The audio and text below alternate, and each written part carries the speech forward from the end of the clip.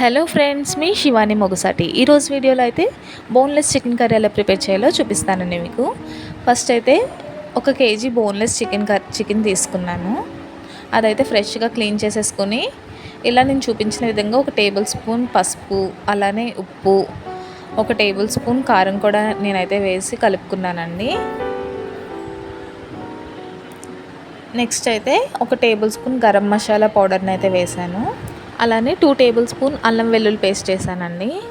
ఈ అల్లం వెల్లుల్లి పేస్ట్ కోసం నేనైతే అల్లం, వెల్లుల్లి, దాల్చిన చెక్క, అలానే గసగసాలు కూడా తీసుకుని గ్రైండ్ అయితే చేసుకున్నాను. నెక్స్ట్ అయితే కొంచెం పెరుగు యాడ్ చేశానండి. పెరుగు వేయడం వల్ల మనకు పీసెస్ అనేవి బాగా మెత్తగా అయితే ఉడుకుతాయి. చూస్తున్నారు కదా, ఇలా మొత్తం మనం వేసిన ఇంగ్రీడియంట్స్ అన్నీ కూడా ఇలా కలుపుకోవాలి. నెక్స్ట్ అయితే 4 ఉల్లిపాయలు తీసుకొని చిన్న చిన్న పీసెస్గా కట్ చేసేసుకున్నాను. ఒక ప్యాన్ పెట్టి ఆయిల్ వేసి ఇలా ఉల్లిపాయలు, పచ్చిమిర్చి అయితే నేను బాగా వేపించుకున్నానండి, గోల్డెన్ బ్రౌన్ కలర్ వచ్చేంత వరకు కూడా. ఉల్లిపాయలు అయితే కలర్ వచ్చేసినాయి కదా.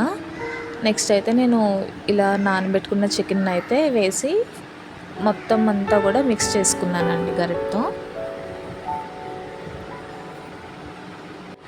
చూసారు కదా, నేనైతే ఇలా ఎప్పుడు కూడా చికెన్ని నానబెట్టుకుని ఒక 1/2 అవర్ వదిలేసి అయితే కర్రీ ప్రిపేర్ చేస్తాను. అలా ఉండడం వల్ల పీసెస్ అవి చాలా బాగా మెత్తగా ఉడుకుతాయి. తర్వాత 1 టేబుల్ స్పూన్ కల్లుప్పునైతే వేసానండి. అలానే 2 టేబుల్ స్పూన్ కారం వేసాను. 1 టేబుల్ స్పూన్ అల్లం వెల్లుల్లి పేస్ట్.